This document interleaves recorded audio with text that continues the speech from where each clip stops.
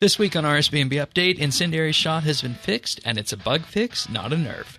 We detail why it should be thought of as such. Also, auras can be paused, and Croesus gets tweaked. The Forinthry Frontier Yak Track also arrives, and we detail what a 70-task Yak Track means.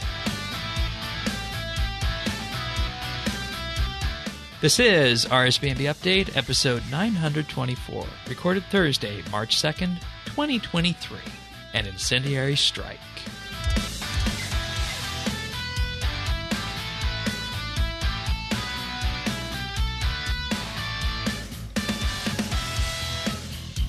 Hello, everybody, and thank you for joining us for another episode of RSBANDB Update. Tanis, you're here as you are each and every week. Thanks for being here. Thank you, Shane. Also joining us this week, as is modern tradition with the Yak Track, is Zant. Welcome. Hello. Zant is a longtime community member, and his most recent claim to fame is the Legends Guild created in Unreal 5, which we encouraged everybody on last week's episode to go and nominate for Golden Gnome. So if you haven't done that, just go press the pause button, fill that out. You can find the link to the Golden Gnomes forum in the Legends Guild in the show notes at update.show. But we're going to be talking about Yak Track this week, amongst other things. Some juicy, and you might say incendiary, patch notes and ninja strikes. Well, thank you for the fanfare, Shane. Of course. The only fanfare we don't have is we don't have like an audio cue to say, like, announce the royalty that you created with that Legends Guild. Is that a pun having to do with the Yak Track theme?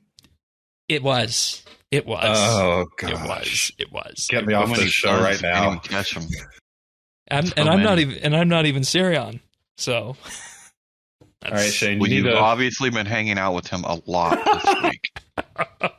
Well, we have, but nonetheless, thanks for joining us, everybody. You want full show notes, you can find those at update.show, especially last week's the Legends Guild nomination for Golden Gnomes, but also the Mod Sermon Behind the Crown. All that is there. You can also join our Discord at rsbnb.com/discord or our friends chat, BitsBytes, as well. You can find me with that in-game at Shane12088. Tanis is at Tanis79, and Zant is iZant. Okay, introductions out of the way, and obligatory Legends Guild advertisement out of the way. Please go vote for that or nominate that. But it's Ninja Strike week this week. How did you guys feel when you saw what was up on the table here? I don't even know. Okay, well, let's start with a simple one then. Let's ease into it, okay? Let's ease into this Ninja Strike and GameJam patch note. You gonna be easy on us, Shane? Well, it starts easy with the fact that the Wilderness Sword 4 can now be reclaimed again. Could it not before? That's I know. That's what I thought when I saw that patch note too. I was like, oh, there was a time when you couldn't reclaim it.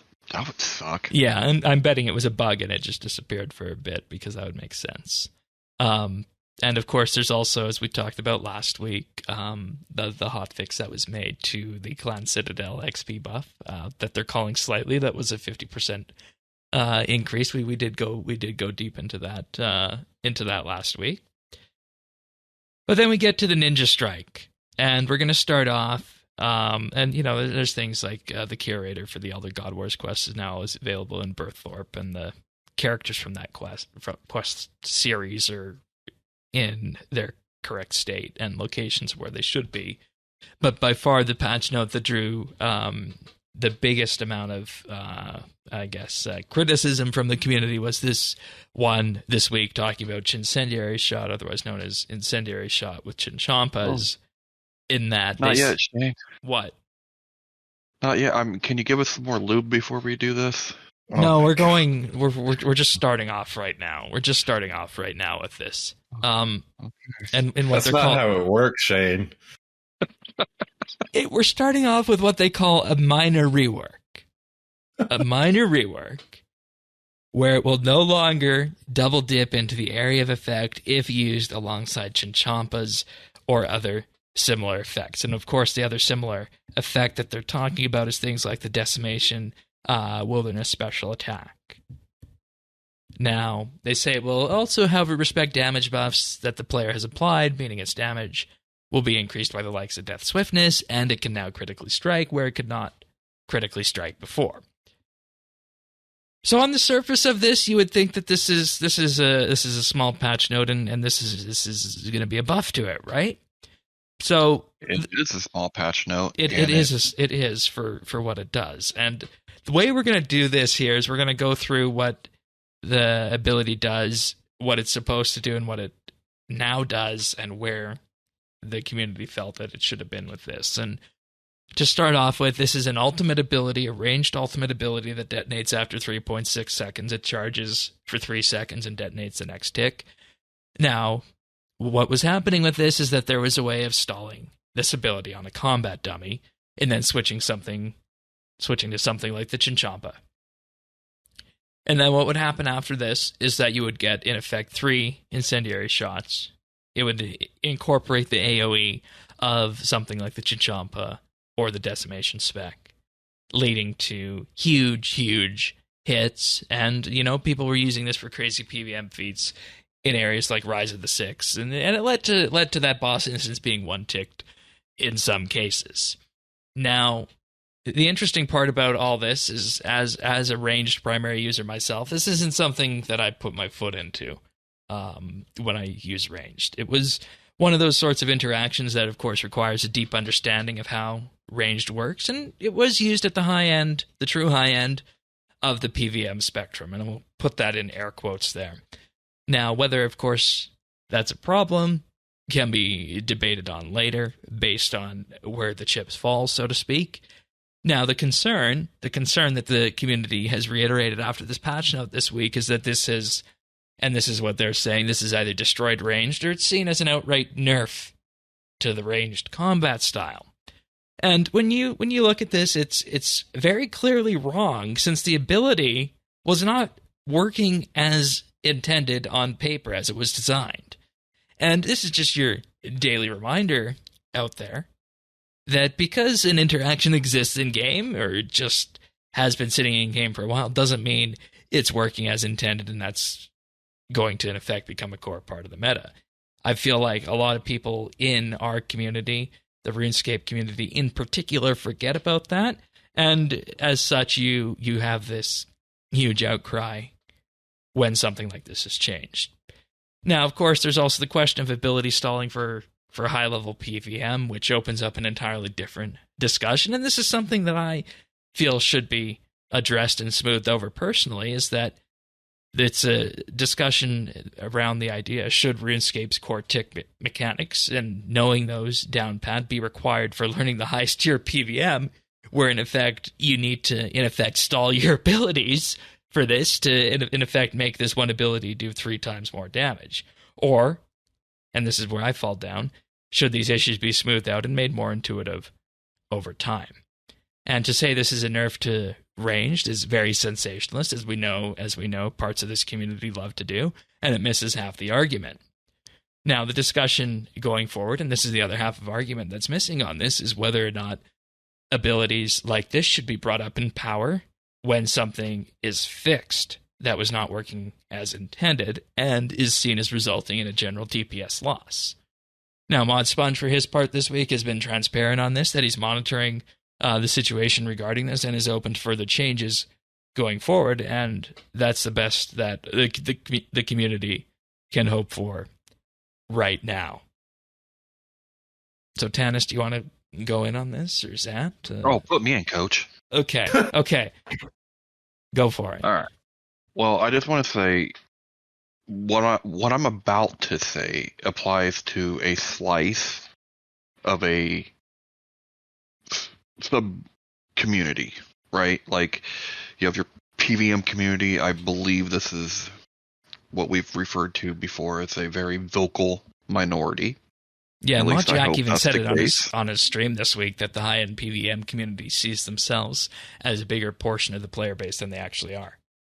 Well, they see everything as bigger than it is, and that's one of the problems. I want to reassure them about that. When you say, like, they look at it as a nerf, yeah, okay. Maybe it is. But it's a nerf that it wasn't. You can see with the changes that were made that it obviously was not working as intended, or they wouldn't have had to, like, because they buffed it as well, right?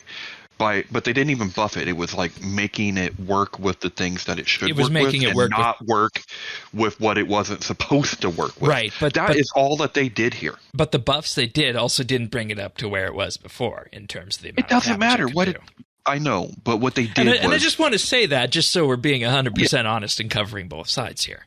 Well, I'm being 100% honest when I say they made it work with the things they wanted it to work with, and they made it not work with the things it was never intended to work with. Bingo. And you can't call that a nerf. That is a bug fix. Because it had always been a bug, and it takes a lot of gall to criticize a bug fix like that. Do you want to go into the language you're using in pre-show, or perhaps not? Well, I said it takes a lot of balls, and it does, because I mean, just the sheer like arrogance of that, like it's beyond me. You know, I want to reassure those people that are just losing their minds over this. Here, listen to me. Your prick ain't gonna get any smaller. It's going to be just the same 3 inches it is tomorrow as it was today. It doesn't matter. This fix didn't make any difference. Sheesh. Absolutely the same. I'm telling you, and you know what? We're going to see an example of how that community differs from every other community in the game. We're going to see that here a little bit later. Because I'm over this. I am over every time a patch note comes out that they try to bring something in order, we throw a shit fit, and then we get our goddamn way, and they say, oh, well, we'll have to make 4-ticket a thing now. I mean, it's a feature. We didn't mean that, guys. Kidding. Incendiary Shot's going to hit 3 times now with a future update, right? Don't be surprised. Right? Like, don't be surprised. And I see it time and time and time again, and I'm over it. And it's also a bit of gatekeeping, too, because you don't go to the wiki to learn that to get the best DPS using ranged, you need to stall an ability with an equipment switch, either to a Chinchomp or some other weapon. It's very niche. It's very much in the realm of gatekeeping, of having that highest level of DPS available for that, when in reality, in my view, every tier of DPS you should be able to learn and access from information that's in the game. You shouldn't need to go to third parties to know that you, in effect, need to, hold your firepower for that amount of time and do a weapon switch. And I described this in producer's chat, I think, of standing on one foot, patting your stomach and rubbing your head while reciting a haiku. Yeah. Well, it kind of amounts to, people that need to tell other people just how awesome they are and how big they are. Typically, very big. They're wee little guys. And it's the same thing.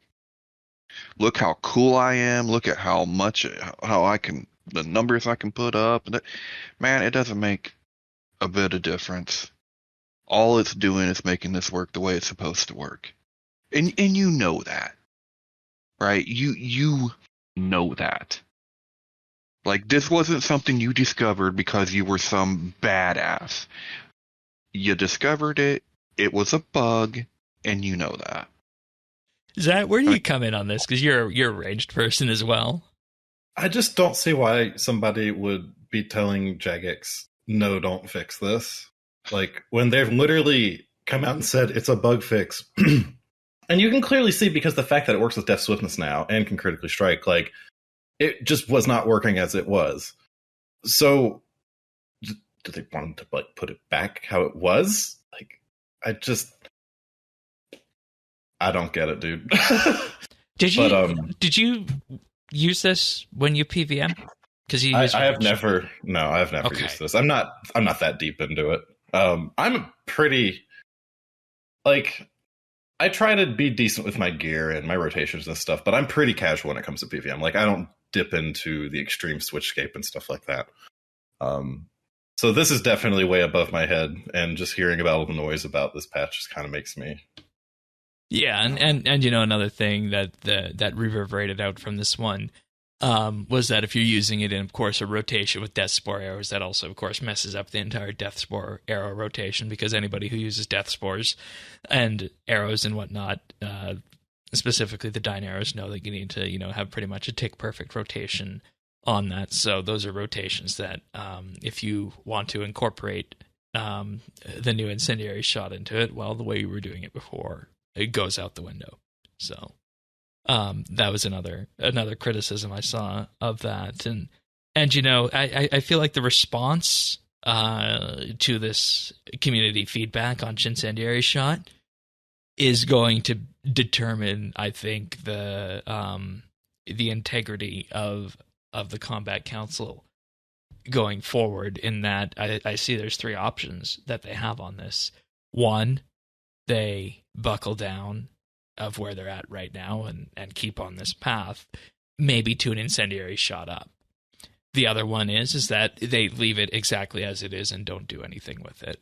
And then the third one would be what you said, Zan, and do a complete 180 on this and put it back to how it was. And personally, based on the feedback that was here, I'm always in the category of nerfing up rather than nerfing down, which means, of course, if you have a bug fix that results in a nerf, well, find some other way to add an additional column of power to that skill that's accessible. That's quite dangerous in RuneScape. I know, it is. It is very dangerous, especially with something like this, where it is an unintended little side effect, and it ends up being just an absolute DPS pump. And that kind of sets the course for where they're setting the balance in the future to match that from something that was unintentional. That's very ass backwards. And see, that's the thing. Should you be coming up with a nerf in game, or sorry, not a nerf, a buff into game based off of this community feedback? And that's a discussion that the Combat Council needs to have. Whereas you can either buff it after this, you can leave it as is, or you can do 100%. 180 on this, and I think the smart move on this would just be to leave it as it is right now. Yeah, isn't there a until thing time comes to add something new to ranged in the future? And don't get me wrong, like I'm sure. I mean, I feel it's at least worth acknowledging. Like, if you were a player who was at the level that where you were using this and this patch happened, sure, you're doing less damage now, but I think at the same time you need to be willing to like prioritize the betterment of the whole game over you just getting some extra DPS. Holy shit! Like There's other people out there.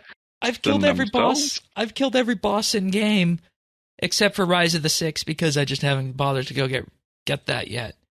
With range without using this. It's not what Jagex intended for this to be. Exactly. Like, why would you argue that they should keep something in the game that is not behaving how they want it to behave? That is the worst thing you can do for the game health. Yep. And if Jagex goes back on this, they've lost all integrity whatsoever. You're not supposed to negotiate with terrorists. Why is that, Shane? Why do you not negotiate with terrorists, Shane?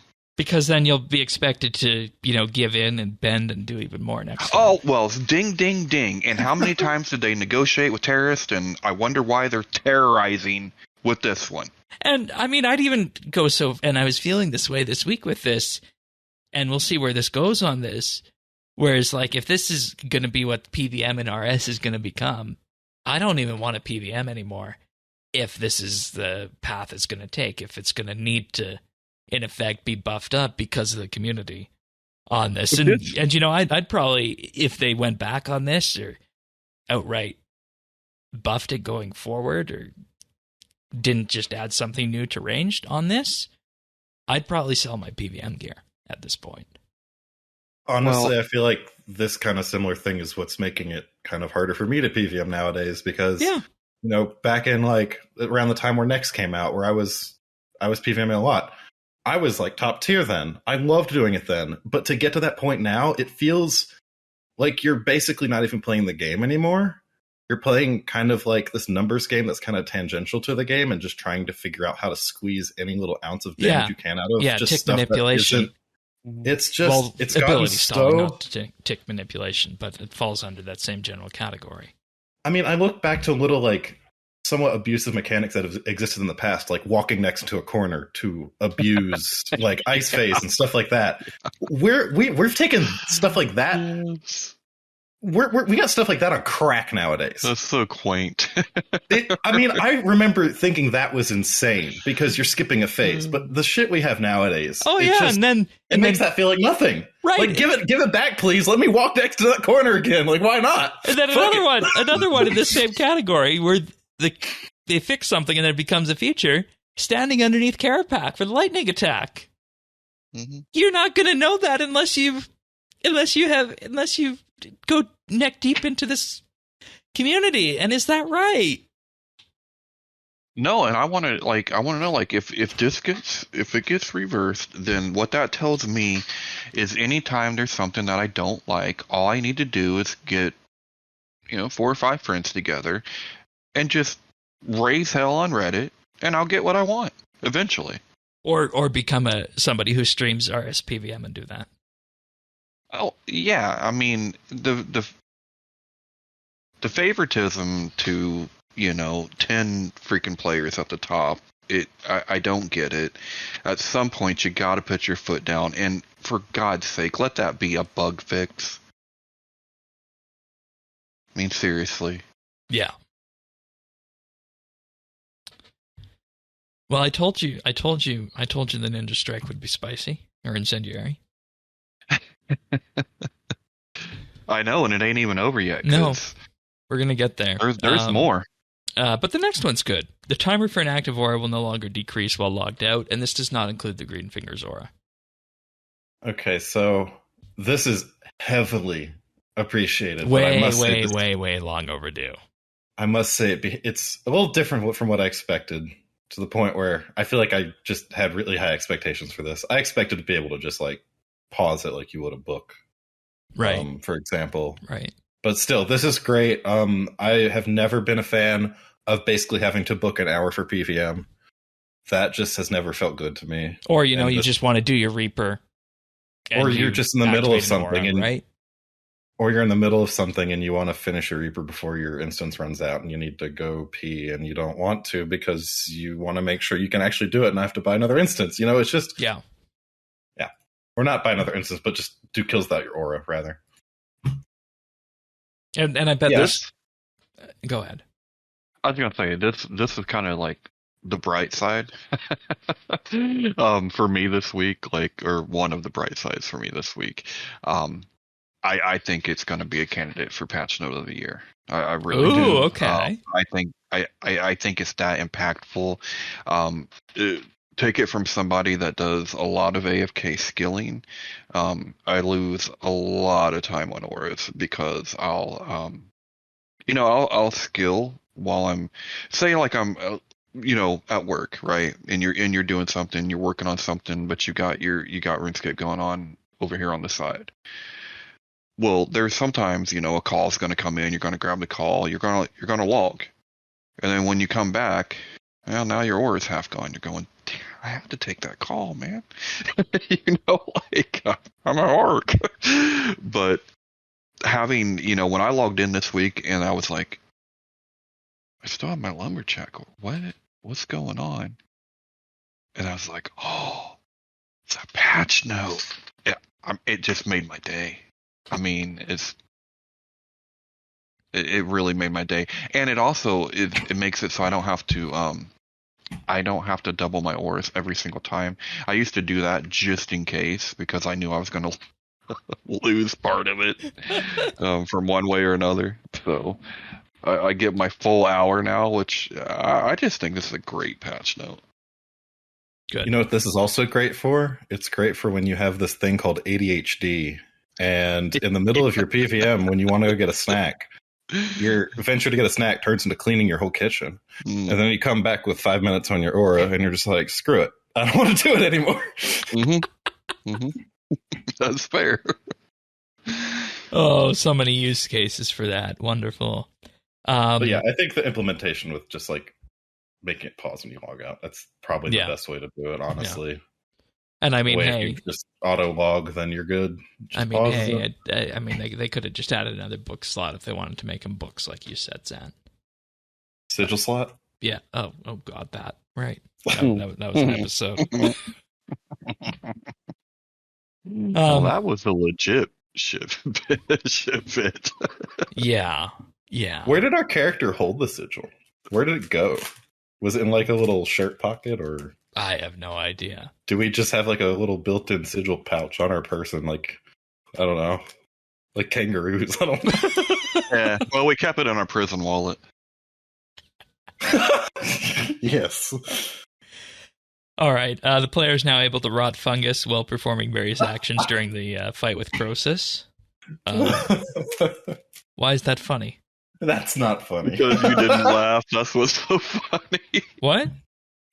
Because I think you missed it altogether, Shane. No, it's nothing, Tanis.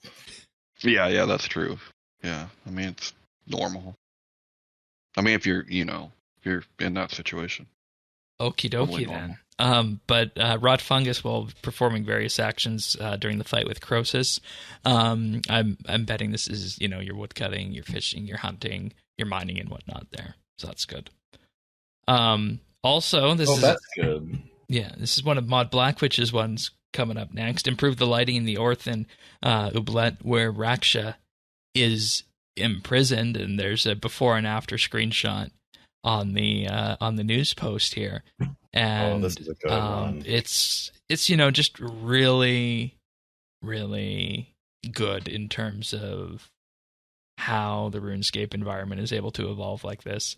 And I'll even say in the few times I've fought Raksha that it's one of the most dark areas in the game, and I feel like with this it would probably be a case where I wouldn't need to use the day skybox in there anymore. Yeah, that's what I was gonna say. Like, because this one still is using the day skybox, I believe, or not. No, I mean, I'm sorry, I completely misinterpreted. Oh, okay.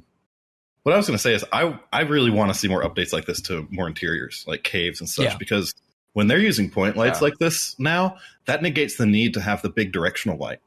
And that's always one thing that's looked kind of weird about RuneScape interiors to me. Like, you have that constant shadow on your character at all times, Yeah. And this, that doesn't have to be the case anymore. So seeing that applied to some place like Raksha, which is, a full boss fight, that's awesome to see. I love it. And it looks great too. Like that one shot of, I think the last phase where you're in the spot where you're standing over the green thing with the light coming up through, that looks so good. Yeah. And the fun part about this is, I mean, despite how cumbersome that boss fight is with all of its prayer switches and whatnot, the environment really leaps and bounds into what we can just say is modern RS. So very, very well done on that. Next up, the Necklace of Salamancy is easier to obtain while skilling. We don't have exact rates on this. And the Necklace of Salamancy can now be put into your keepsake box as an override. So about 10 months after the fact, we get what we wanted with making that little salamander necklace easier to obtain from the Dream of Aya. So I remember how much of a pain that was for people who wanted that the week after the quest release, but they just had to keep waiting and waiting and waiting. Mm-hmm. And waiting. I got one before I completed the requirement on there. Did you guys? Or did you guys bother completing that lore book requirement? Never went back. Okay. Don't think I have. Okay, that's a Master Quest Cape requirement if any of you guys are interested. But someday. All right. Moving on to October Game Jam. These are Mod Stew's improvements to the Ichlarion's Little Helper quest. So the quest giver no longer requires a tinderbox and a full water skin. Good. Just a weird thing from years past. Trapdoors in Clinter's Pyramid are now outlined and remain open for a couple of minutes when triggered. Wonderful. Reduced inconvenient random mechanics like the probability of falling down a pit, randomization of the tile puzzle, etc. The tool belt can now sap trees, including acacia trees, and provide salt for the embalmer. Clearer guidance and less backtracking, as well as made some interactions like using the unholy symbol on a sarcophagus more mobile friendly. Perfect. I know this is something we always talked about was going to be needed when they brought mobile in. And Ichlarin has been updated to use his latest character model. I feel like I know where this came from. Oh? Yeah, this little experiment they did about a couple months back. And, Fresh Start World stuff, right? Yeah. Right. Because guess who had to do that quest? Just about everybody. Yeah, it's not one that I did on my first start. I never really had to considered do it for smoking kills. Oh, of course, Slayer. Yeah. So anybody that did Slayer had to go through that, and it was AIDS. All right. I never really considered that Fresh Start was just a great way to get some eyes on a lot of old Yeah. clips. It really was. And to show that a lot of was. that old content really isn't that crappy as people thought it was. Yeah. I mean, it's got the RuneScape writing and stuff. I mean, it's still enjoyable. Yeah, it just needs a little buff around the edges, some of it. Yeah. They added a new crafting category to the gameplay settings under skills and experience, and also added a toggle for receiving noted clay from the modified artisan's bandana. And the note is that when first-time players receive items from the bandana, they'll now have the option to choose whether they like noted or unnoted clay. Ready for round 2, Tannis? Ready for round 2. Rebalance the Croesus drop tables and hunting experience. Dev note. After monitoring the gameplay flow of the encounter, it became obvious that it was tuned a little too high. Solo trash runs were proving to be the best method of skilling Hunter, and drop rates were injecting more materials and gold than intended. We have now reduced these rates to better maintain the intended value of the boss, while not overshadowing other methods of experience gain. We will be monitoring these changes further, and will continue to tune the encounter where applicable. And on that, Hunter XP has been reduced from the central node by 33%, from enriched nodes by 66%, from non-enriched nodes by 66%, from the darkened fungus by 66%, and from additional nodes around the Dagonoth by 66%. And people aren't... That's over half. And people aren't aware of this, but if you had a Hunter Yak Track, the best way to do that Hunter Yak Track was to go into a solo Croesus encounter, skill the Dagonoth, go out and reset. Mm-hmm. And that was the best Hunter XP in the game. Which, still skilling. Got a skilling boss. Yeah. Where you're getting skilling XP. But yet, and this is a 66%. And we decrease, need to be clear. huh? And we need to be clear that this is a bug fix just like the Chincendiary Shot bug fix. Oh. Exactly. And we're well aware. And you can say Chincendiary Shot was cut down by a third because it was hitting for 3 times and then it only hit for 1, but it got some on top. Minute. Whereas this is just a third. This is just a third nerf. A third seems like it's less than 2/3. Yeah. It is, isn't it? Mm-hmm. The weird thing, though, is I didn't read any incendiary posts about Hunter this week. Did you? No. Did I miss something? No. Huh. And it seems like we have an essay on how you should have to deal with things. Big thunk. Yeah, that's the sound you hear there. Big thunk. I said big thunk. Thunk or thonk? Oh, it's that stupid little thinking emoji. Oh, okay. That has its little face all tucked up next to his nose. Yeah, and all red and whatnot, right? No. Okay, we're thinking a different emoji then. Thong. Well, Here you go. It's in your DMs, Shane. Thank you. Let's do the drop table changes, then we'll compare and contrast here. right. They removed Uncut Onyx and replaced it with Onyx Dust. They changed the medium orichalcum salvages from 3 to 5 to Did it just 2 straight to up drop 5. Onyxes before? Yes. I thought it was dust. That's interesting. No. Well, good that they did that then. That's just consistent. Yeah, they changed crystal keys from 8 to 12 to just 8. Red spider eggs from 45 to 55 to 20 to 30. Limpwort roots from 35 to 45 to 17 to 27. And, limpwort roots, those are farmed, right? Why don't we give that the herb treatment and remove them entirely and just add some limpwort seeds? That's the farmer talking. Option. Reduced grapevine seed drops from 10 to 14 to 6 to 10. Reduced cockatrice egg drops from 40 to 50 to 5 to 10. Yeah, those had really hit the toilet in terms of value. Reduced Mortmeyer mushroom drops from 45 to 55 to 20 to 30. Reduced uncut diamonds 15 to 25 to 5 to 15. Uncut rubies 35 to 45 to 17 to 27. And uncut emeralds 35 to 45 to 17 to 27. And they also altered the contribution thresholds as well, making it so that you need to do more to get more from the boss.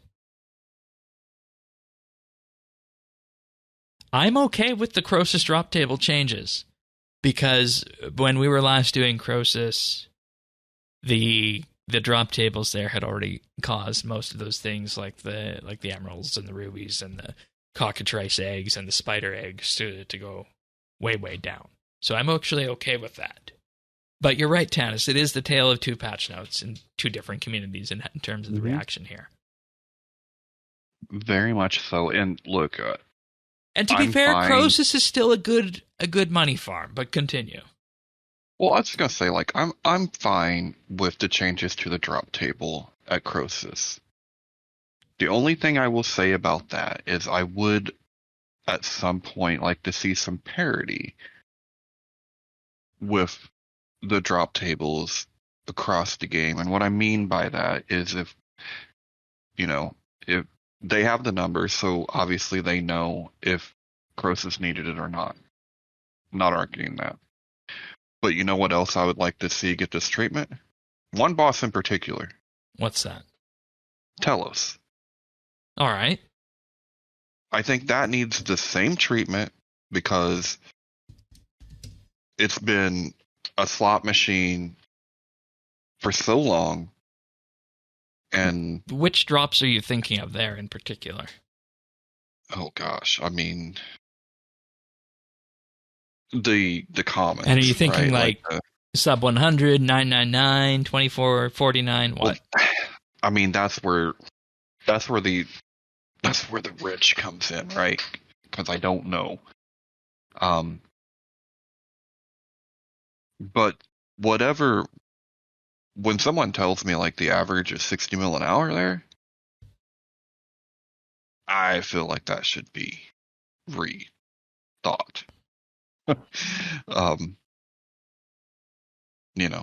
Because I think that's all coming from commons. It's not even rare. I mean that's the way drop tables are balanced. That was on Jack's live stream this week, and we'll touch on that next week.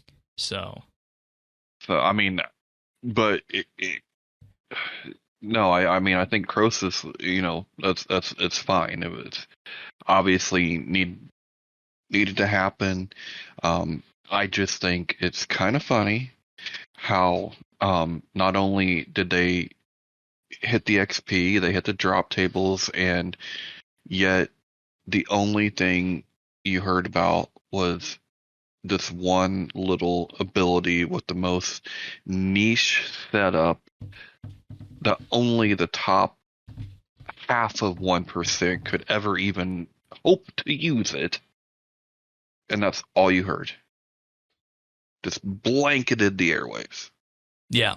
And to be fair, I hope that CM is able to cut through all that noise.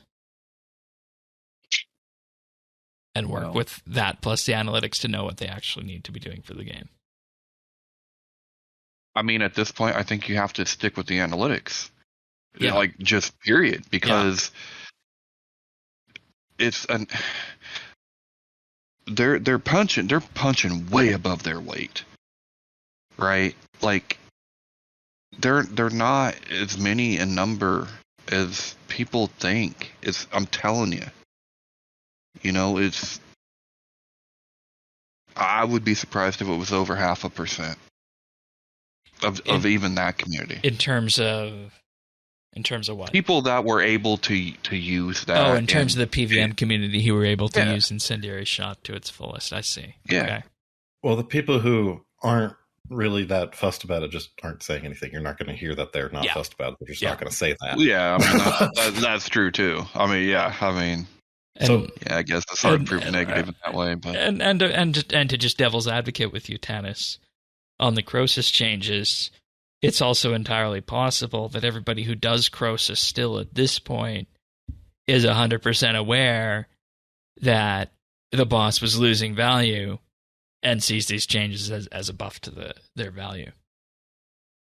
And that's what I'm not saying. Probably, because even at that, look at the difference, though, for why these changes were.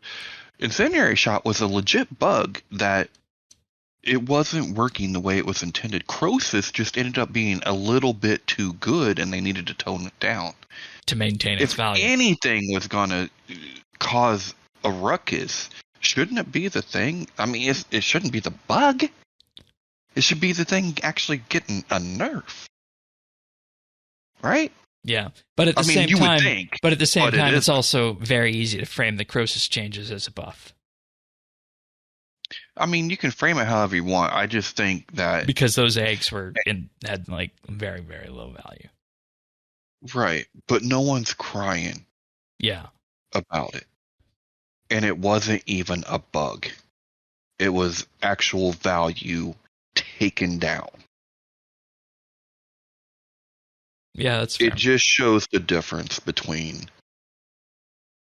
subsections, I think. Yeah, okay. Makes sense. So also with Croesus, the following auto collectors will no longer place drops into the player's inventory during the Croesus encounter, including the Charming Imp, Seed Aside, Legendary Pet with Scavenge ability, and they say the Charming Imp and Seed Aside will still be able to convert drops to XP as before. Also, skilling nodes within the Croesus boss encounter can now be Bladed Dive, and there they go through some pun here, Bladed Dove or Bladed Duved onto, so they will start the skilling action.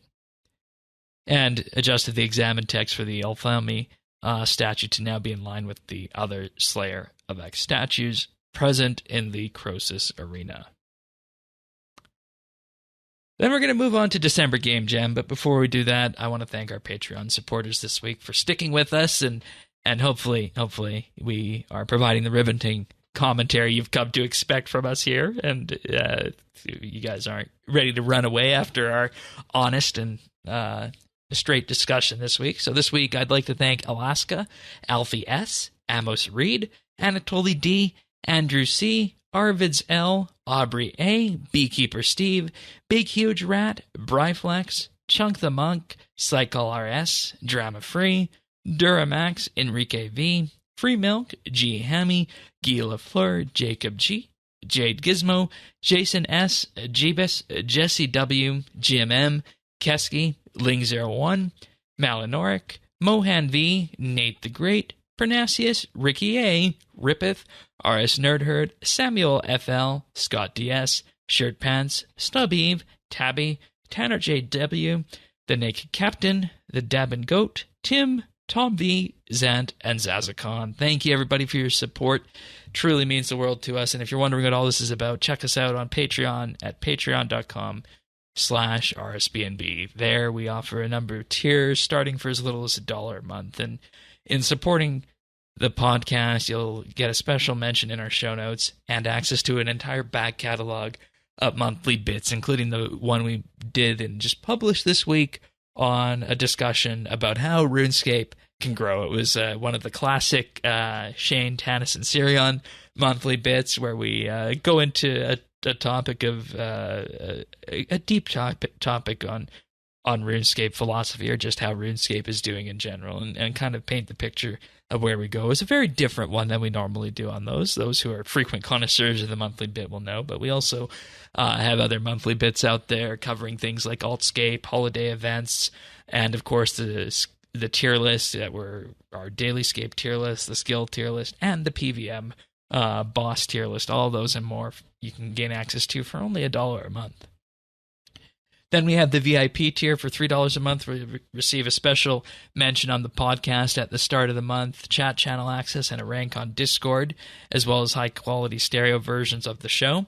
And if you want to give the ultimate gift, we have our Insider tier for $5 a month, where you receive a shout-out on the podcast each and every week and gain exclusive access to the outtakes that we use to make the clip show at the end of the year. So big thank you to all of our Patreon supporters for allowing us to do what we do here. It truly means the world to us. Thanks so much, everyone. Thanks. All right. December Game Jam.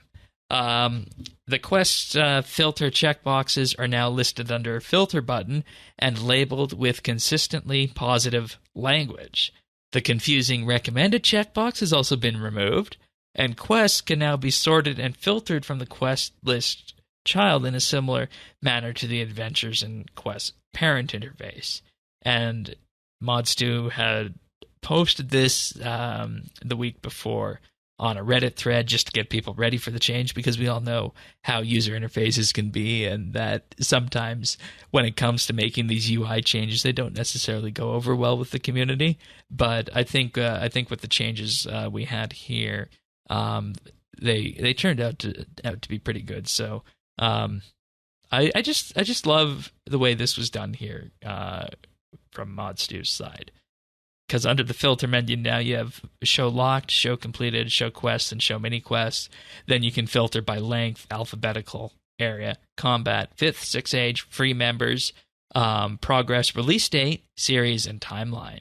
I always use free members filtering because that's just the way my quest list started back in the day, and that's the order I'm familiar with. But the UI also feels very responsive with this, so well done.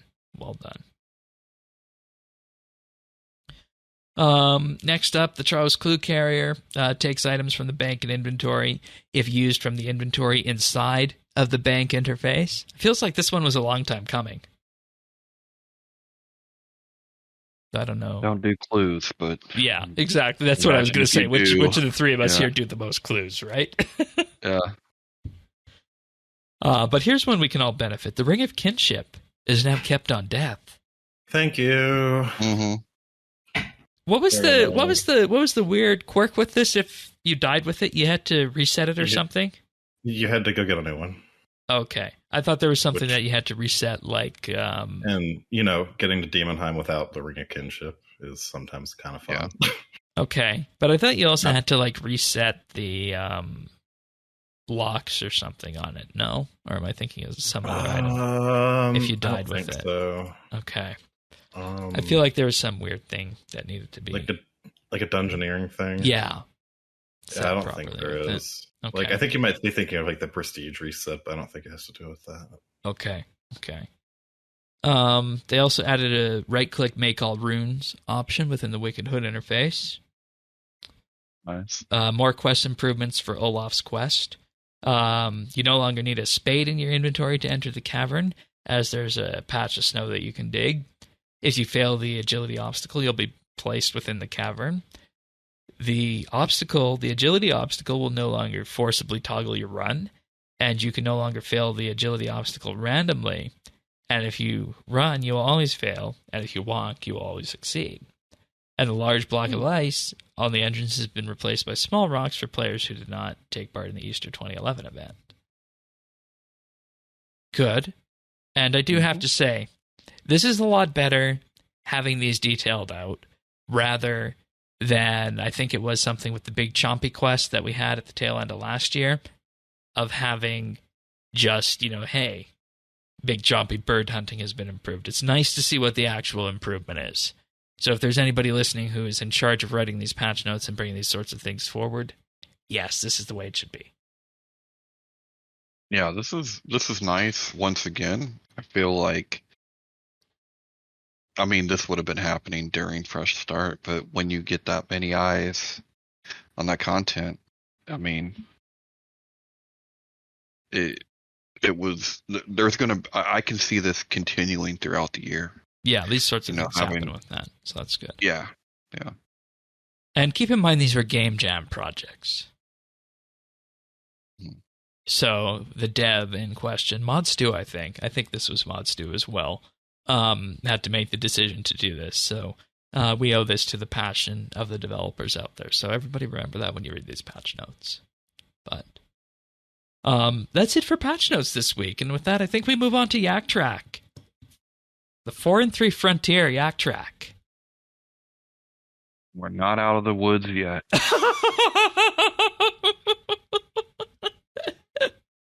Should I just bite the bullet and it rip the Band-Aid off? Yeah. Only one way. Okay. Yak Track now goes to 70 tasks. And they added an additional 2 weeks to complete it. Yeah. Continuing until May 15th now.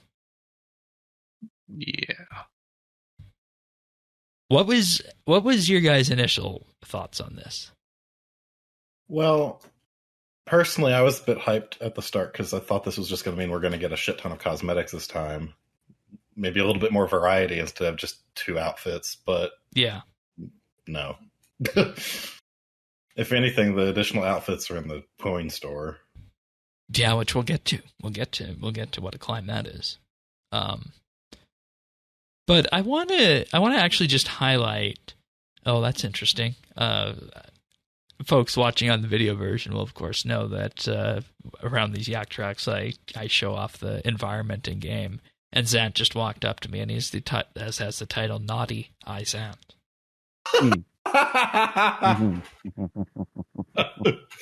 You know it. All right. But yeah, that aside, 70 tasks, and I did run the numbers on this one. It is 3.05 hours per day if you were to just play this Yak Track with the skill and kill, whereas the previous Yak Track was 3.04. So pretty much the same if you're going to do skill and kill. So I don't think we have to sound the alarm bell on that, right? It's the same daily. Yes. But obviously, that's going to be more altogether. I mean, look, my initial reaction, my first thought was, okay, it's a cash grab. And you're right. You're right. We need to be 100% honest to say that's what it is. And things like Battle Pass mechanics, which Yak Track is, exist for that sole purpose, to provide the people who play the game, and the people who play the game who are the most dedicated players of it, to get something out of it for that playtime they put in, and maybe encourage them to put a bit more time into it, or spend money on skips. 100% honest on that. Yep. And that being said, I have no problem with that, because that's a money-making mechanic, and I'm okay with that. Well, I'm not mad about it, because it's not like we didn't get something. Yes, there's more tasks, but you still get a reward after every task. Whether that's a lamp or dwarven toolbox or portable, skilling pack, like whatever it is. Yeah. You're still getting a reward, right? You still have the choice whether you're going to skill and kill, or I would say this actually pushes you into doing the other task even more. It does. It does. Which is basically bringing it in line with how it's supposed to be, but having the option that if you have the time, then you can just do what you're doing. It's like I told Sierra on the other day, you can still play exactly how you're going to play. Maybe you don't finish it, it doesn't matter, but it's something you can take or leave. It's just happening in the background. If you don't want to actively do it, you're still going to get the rewards. But get this, you don't have much of a choice here. Task 57, if you're 99 fire making, burn 1,350 elder logs or driftwood. You're not going to do that because those are, north of 1,000 or GP more each. Yeah, that's expensive. Yeah. But then you have the next one, Woodcutter Minor, 382, Bane, Adamica. You can do that in a play session and a half. Mm-hmm. So it feels like some of the tasks really don't fit in that well in terms of how they're balanced on there. And I think with these task A's that are not the skill and kill, I think that they should be in order of magnitude faster than they are right now. I would agree with that. Yeah. And I think, there's a difference between the task balancing and just saying the sky is falling because they've added 20 more tasks. Yeah. We have more time to do it. And like I said, to me, the thing is you're still getting a reward. Like every time you do a task past that 50, you're still getting a reward. You're getting a yak coin. Yeah, so I don't feel like this is that big of a deal. Like, no, I don't. It's not a conspiracy. That's a cash grab. Like, yeah, it Battle is. passes are meant to be. That's okay. I don't think that's in of itself like bad. Yeah. Well, I mean, it would. Well, let's put a different frame on it first before we go too far down that of saying bad or not. They also added a whole bunch of alternate colored items to the Yak Track shop with this, the Yak Coin shop, that you need to be able to have Yak Coins to be able to purchase these alternate items. Would anybody on the panel like to take a guess of how many Yak Coins you need to purchase everything that was added this week? Negative 87. No. I don't know. 101 Yak Coins Holy to purchase shit. everything that was added in the Yak shop with this Yak Track that is themed around it. Those are things like those are things like the colored royal shoulder capes, the Ilyankin fighter's outfit, the Ilyankin fighter's claw, and of course these ones are also items from previous Yak Tracks, like the Ilyankin's traveler's bow and the fighter's claw, but they were added here. So if you wanted to purchase everything, you need 101 Yak Coins to do that. They also added a telekinetic gold bar detonate ability override, so that when you detonate, it will detonate with gold bars. That's an interesting one. And they also added a bunch of pet overrides in terms of different colored dogs and different colored cats that go alongside this. But suffice to say, you're still looking north of about 90 Yak Coins if you wanted to buy everything themed, and 101 Yak Coins if you wanted to buy everything new that was added here with this. And it's interesting, I don't have the Ilyankin fighter's outfit. I thought I did that Yak Track all the way. But that's that side of the equation. Then you get 20 Yak Coins still for completing the entire track from 1 to 70. 10 come in the first 50 tasks, and 10 come in the second 20. And then for every 3 hours you play after that, you get an additional Yak Coin. So you start to see the huge wall that you're up against if you wanted to buy everything from the Yak Coin shop. That's a and lot. Why the economics of Yak Track skips start to make sense for this. For Jagex, at least. Yeah, I mean, in the end, you're buying cosmetics, right? Bingo. Which is what everyone always says that they want. Which is what they always said they should do, but I think it's clear at this point that cosmetics are not going to sell as well as XP on Treasure Hunter. Yeah. I've been saying that for years. Yeah. And I guess direct purchase cosmetics are just not really a thing anymore. I guess. I mean, Solomon's General Store was their first foray into that, but I'm trying to remember the last thing that was added aside from retro overrides there. I'm still bothered by the fact that a lot of the Yak Coin store is stuff that you used to be able to get with oddments. That's true. And Yeah, that's yeah, true. I cannot stand that. Yeah, that's legit. No, I think that's a good point.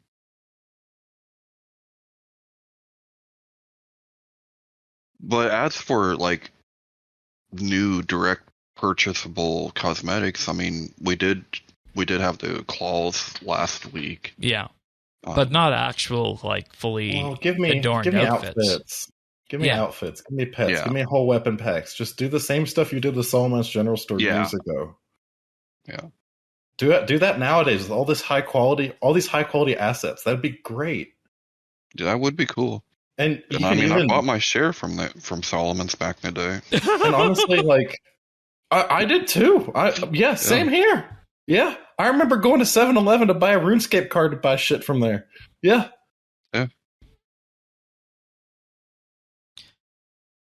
What do you guys think of the cats and the dogs? Not trying to change the subject here, just keeping it on Yak Track Cosmetics. So, as a proud owner of an orange cat, okay, it's a little uncanny. Okay, but I think it's cute in the face. I just think the proportions are a little strange, and I gotta say, it's got a big tail. My word, that login image is hideous. Like, I'm sorry, don't take a screenshot of a model like this that close up for your login screen. Oh, that's gonna be a thumbnail now for the show. Yeah, just like it looks great when it's just like behind you or like, you know, at a reasonable distance. Yeah. And also, can't believe I'm actually saying this on the show, but they actually put a butthole on the cat. If you look behind it, there is literally a butthole on the cat. They did it. Well, they did it in cats too, so I mean, they did it in RuneScape. Yeah, I mean, all right. I'm not moving the free cam over there to get a shot of that the video version. I'm just going to go with what's in the news post. Then I'll believe you. Yeah, I think the cat's cute. I mean, I also like the King Charles Spaniel dog. I think it's really cute. The brown one. Yeah, is that his favorite kind of dog then? Because the Queen like corgis, is that what he keeps? I have no idea. Somebody in the UK let us know. Somebody who is a UK royal fan let us know. Because obviously that's not our area of expertise. There's also another Yak override. Shoulder capes, a red and a blue shoulder cape. But as I mentioned, you also get these extra shoulder capes that you can purchase in alternate color variants from the Yak Coin shop. So I haven't liked a shoulder cape ever. Not even the Stargazer one? No. I wish they would have put that one in the Yak shop, in all honesty, rather than making it random. Well, the first, I mean, the shoulder capes that I can remember, you know, were the Wilderness and then the Frost. Yeah, I got the Frost ones. Right, I did too. And I got the Wilderness one. I just, you know, I never really cared for them that much until I saw the Royal shoulder cape, and I said, the Noble or the Royal yeah. Black. That one I have to have. I have to. That was my favorite thing that I saw on the whole Yak Track. I'm like, yep, getting that. Gotta get that. I like the red one. I don't know where the red one comes from. That's on display here on the cape rack. Let's see. Is that Yak Coin or is that actual Yak Track? I'm gonna check that. Which red one? The red one that's furthest right on the cape rack in front of you there. That one from a distance looks like it would look decent with like a Santa outfit. That's exactly where I was going. Yeah, I was gonna say Shane would probably be thinking about that. That's exactly where I was going on that. So I got to find where that one comes from. Anything else you guys interested in? Are you going to get the orange cat set? Yeah, probably just the basic first one. Like, I don't care for many of the outfits it has. I just like the base orange cat. I think it's cute. No, and then the question with that: where does the graphical differences between the Gertrude Cat Quest and this cat come in then? Because we're talking about two different eras of graphic here. You can have one cat that is the quest cat, but then you have these premium cosmetic ones that are just in a league of their own otherwise. The eternal struggle.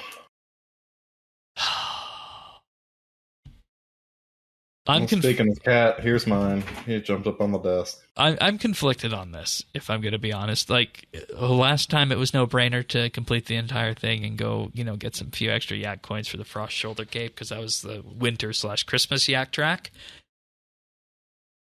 But I'm not sure how I feel here today. Another one I really like is this the lance over here that kind of looks like a candy cane. Okay. I think that one's just really nice.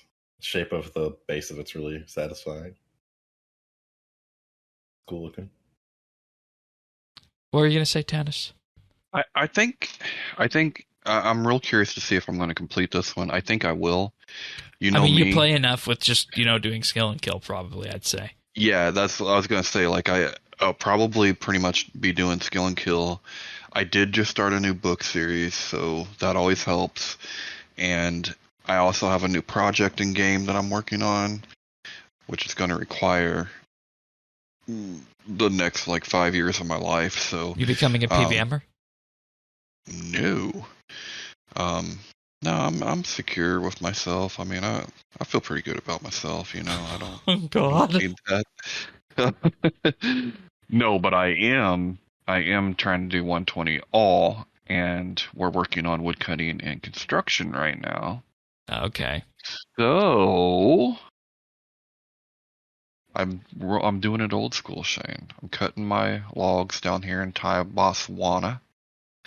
I'll cut them up on my machine, and we're gonna construct over there at Fort Forinthry. Oh wow, that's taking an XP penalty on that.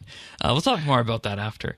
One other thing I did not mention is that on tasks 1 to 50, you get a yak coin every 5 tasks, but when you move on between 50 and 70, it becomes every 2 tasks. Yeah. Yes. Hence the 10 in the end and the. Yeah. So it feels like so few yak coins are completing the whole track. Oh, the Royal really Shoulder Cape, the Christmas Santa one. That's the task 70 reward.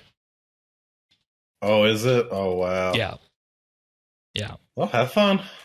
Yeah, that was the one I wanted too. Okay. I guess we're going there, eh? Yeah. I highly doubt I'll complete this one. Past couple yak tracks for me, it's just happened because I've been playing. I haven't intently done it. Yeah, and that's the thing that happened with the one on Fresh Start is I completed that one on Fresh Start as well, just because I was on for so much. But I mean, at this point, my goal is effectively, just play the yak track at this point. So, a request from Yak Track though: give us some better crossbows. I've been waiting for one of these to give us a really good-looking crossbow. Whereas I don't think we have any. I don't think we have any bows for this one. They all look like they're melee. Yeah, there's weapons. not. So. Yeah, there's a crossbow over here, but I swear we have 8 crossbows in game that have the little wing look to it. Oh. But, I mean, monetization concerns aside, I think what we're looking at the end of the day is another yak track with cosmetics that fit very well into the modern incarnation of RS. They're done very well by their designers and whoever modeled them, of course. And we just need to, I think, come to the conclusion that this is the way monetization is going for RS3. It's going to be Yak Track plus Treasure Hunter, and that's going to be the bulk of the revenue that we see from RS3. And I mean, who knows? Maybe at some point these Yak Tracks could become lucrative enough that they could replace Treasure Hunter, but I honestly don't see that happening. Do you see that happening, Tannis?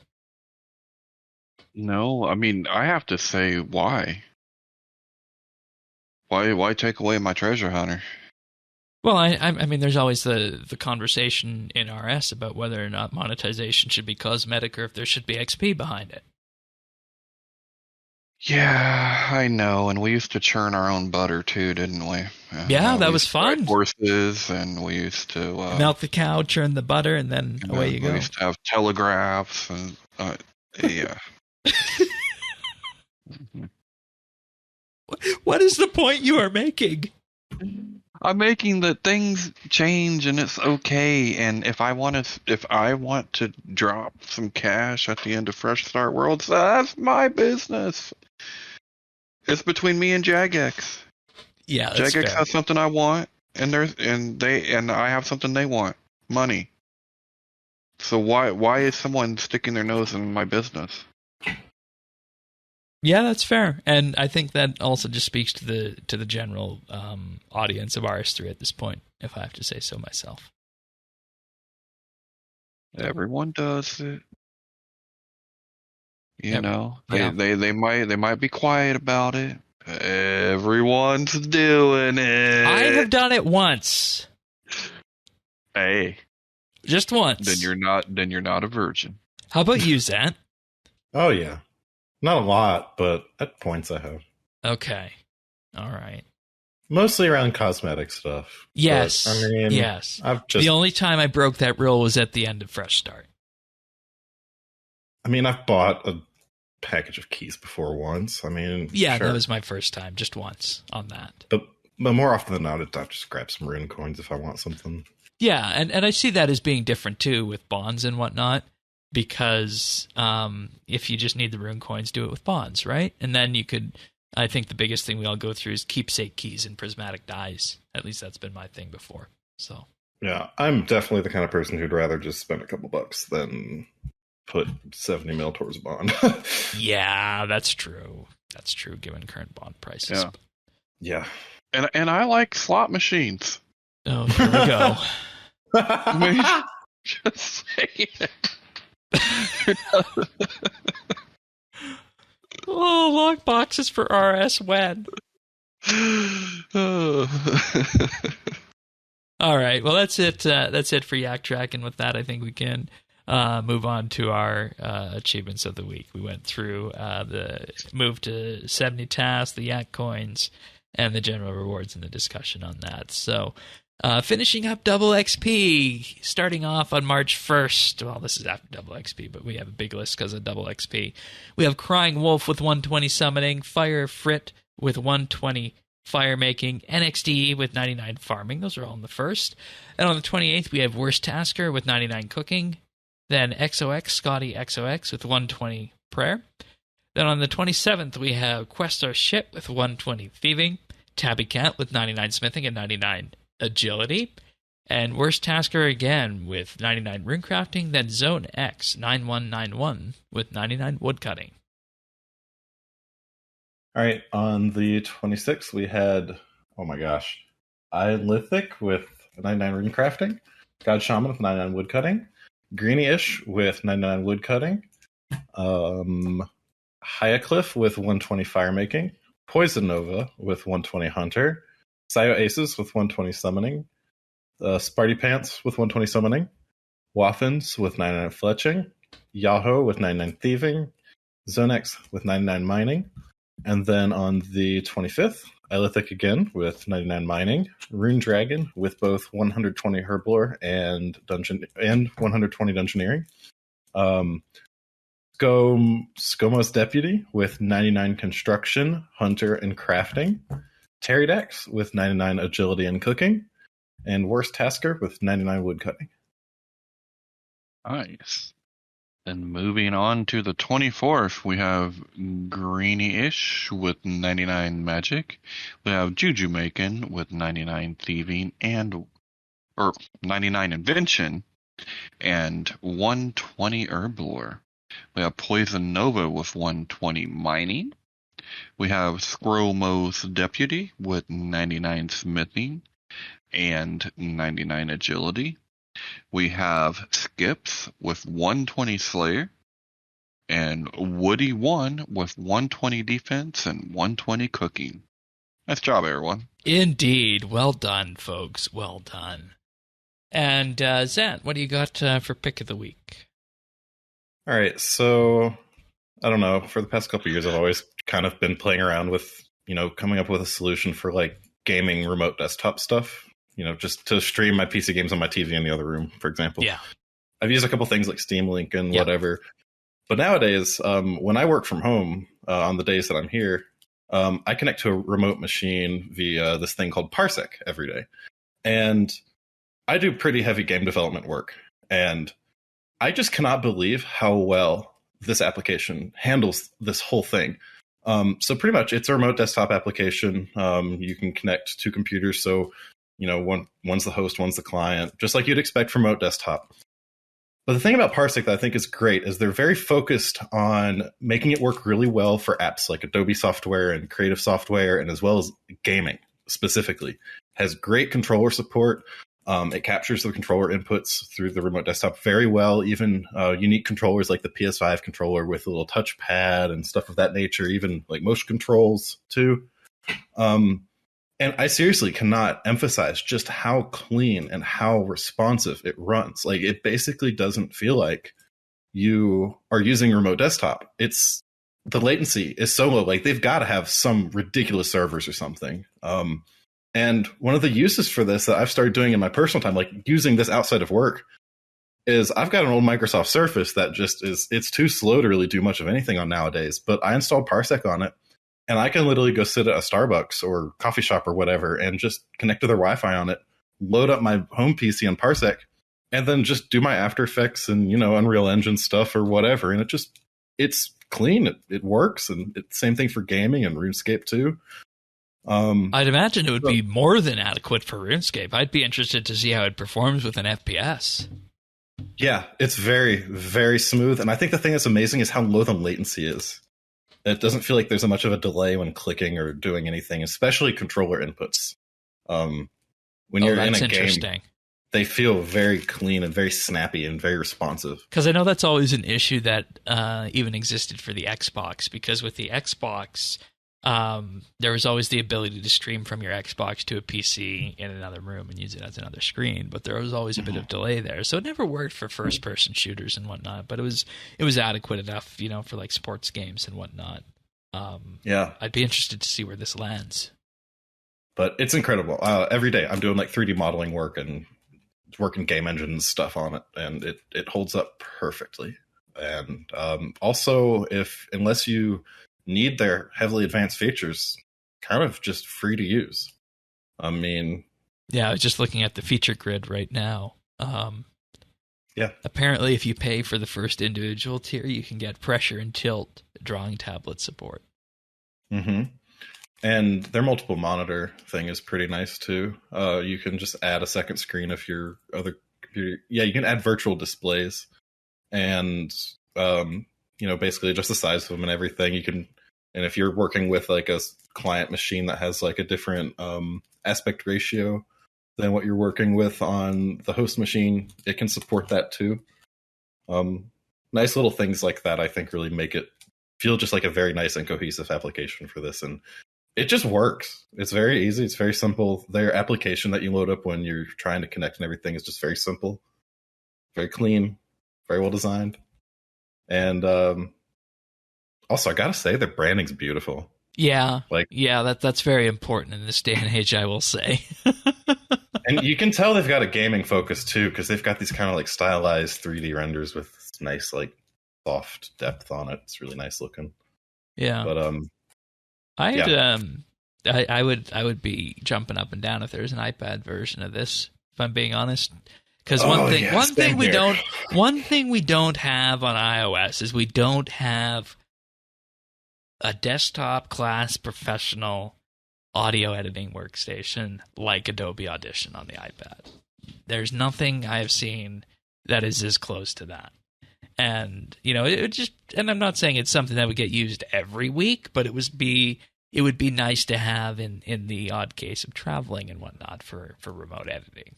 So, yeah, that's my one wish for it, is that they did have iOS support, but they just do not. Yeah, I wonder if that will come in the future. I think it is, because there is Android support. They have an Android app. Okay. And, it runs on phones and stuff. Yeah, so, and it looks like it uses H.265 encoding, which is right up iOS's alley, because that has built-in encoding for that on the platform. So, hardware-wise should be no problem. But, yeah, I've heard briefly of this before, but never really have looked into it that much or had a use case for it. But this is definitely something I'll be pinning in my back pocket. You can find it at parsec.app. Thanks, Ed. Yeah, it's absolutely fantastic. I just stumbled across it through a new job, and I've started using it in my personal stuff too. It's very useful, and it's just awesome that it's free. Yeah, Like, I'm wondering how this would work with Tanis's glasses. Like, their paid tier isn't Ooh. such that you need it. Or Yeah. however. Because I know you've been doing a lot with Steam Deck, but this would fill the other half. Oh yeah, I would need it on iOS though. Oh, Yeah, right, because that's yeah. what you connect the Mhm. glasses to, right? Got it. All right, what have we been doing? Tanis, you said you had a new project. Yeah, I've been working on I've been working on wood cutting and construction. So during double XP, I ran through like 20k protein planks. Oh my like, so god. fast. It was so fast though. And so I quickly realized that I was going to need a lot more. So I was wood cutting, I was doing I was cutting elders a little bit, and then I was doing idols and bamboo, and then I thought, you know what, I'm gonna need mahogany logs eventually. I could go ahead, cut my logs, Kingdom. run that too, but since I'm wood cutting anyway, I thought, what the hell, we'll do it like we used to do it. Oh boy. Yeah, but the only difference is now we have porters, which is, nice. And my inspiration was the mining that I did, right? Right. Like, 'cause when I went to Smith, I ended up with, pretty good money and didn't have to pay, and so that's kind of where the inspiration for this came. My guess is I'm going to have all the logs and stuff that I need well before I ever even get close to 120 wood cutting. I'm wondering how you're going to feel about if they were ever to add on to wood cutting in that case. Oh, I hope they do. Okay. I hope that they do. That kind of stuff doesn't bother me. That's like, that's like saying, oh, they cured cancer. Well, that ain't fair. Look at all the people that died. Like, no, that doesn't work like that. Yeah. So that's that's kind of what I'm working on. I did get my fresh start account from 50 to 91 construction over double XP doing 4 and 3. I was real curious to see if that was going to be like the level band. It was going to be really good. It was the same. So, yeah, as we anticipated, yeah, right? It probably became about 50-ish where it stopped being beneficial. Yeah. So it was as we anticipated. All right. How about you, Zat? So I haven't been playing RS much. If anything, just some divination here and there. Slowly working on 120, and I really want Willow. And I'm kind of worried it's not going to happen before 120. Yeah, that happened to me with Dungeoneering. I didn't get it until Oh God! Don't remind me of that. I hope I never decide to go for all pets because I don't want to get the Dungeoneering one. That's the one I wanted the most because I just think he's really cool. Like, I love the Garajos. I just think they're really cool looking. I didn't get into doing an ED2 way later. Ooh. But I recently got, so this is not RuneScape related, but I did recently get the Nintendo Switch Online expansion pass thing that gives you a bunch of old N64 and Game Boy games on the Switch. And Game Boy games are kind of the new thing. They revealed that the recent Direct and kind of just shadow dropped it right then. Yeah. So I've got a bunch of old Game Boy and Game Boy Color games I'm kind of getting back into again. And the main one I've been playing is this old game on N64 called Paper Mario. Oh, I remember that one. Oh, such a good game! It was breakthrough in some category, I think, right? Yeah, it was kind of like a sequel-ish to Super Mario RPG. Okay, right. But one of my favorite YouTubers, Chugga Conroy, he's been doing a Let's Play of it recently, and I've just watched a whole playthrough of it, and now I'm doing my own playthrough. All right, sounds good. Other than that, just doing some outdoorsy stuff too. Yeah, that's always good. I discovered there's a waterfall like 3 miles from me. Ooh, neat. So. All right, as for me, Yak Track on RS3 dailies after 200 mil farming, been cracking on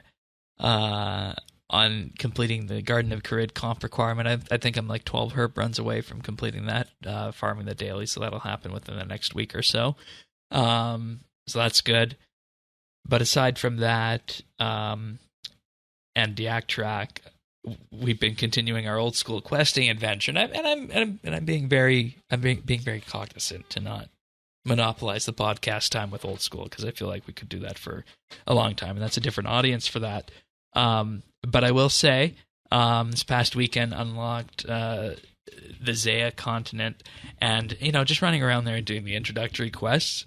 It is exactly, I feel like, what the RS3 community has always been asking for when they ask for a new continent.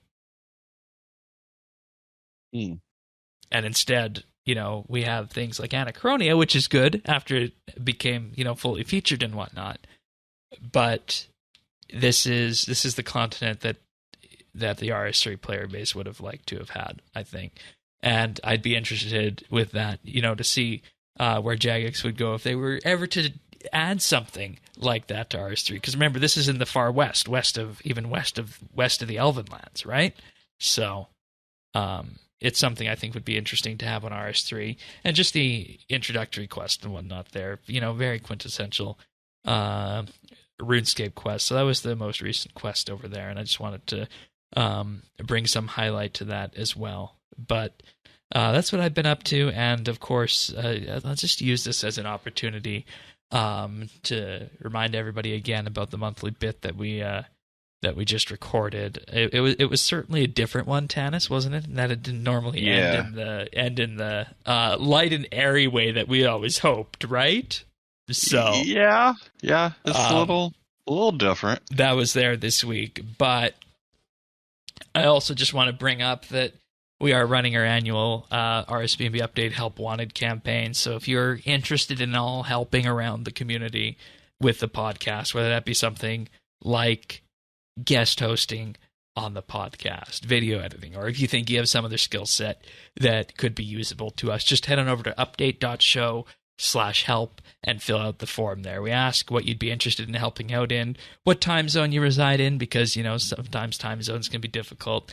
And most importantly, what kind of RuneScape player are you? Because, if you're a skiller versus a quester, those are different update episodes that you'd be on, and we want to know when to reach out to you on that, and then just a way of contacting you. So if you're interested in being on the show, or you're interested in helping out with the community, just visit update.show/help. That's our usual call out. We put that out in the spring. So if you're interested in helping out this year, please do fill that out, and we'd be happy to have you on the podcast. And as Zan can tell you, it's a wonderful experience, isn't it?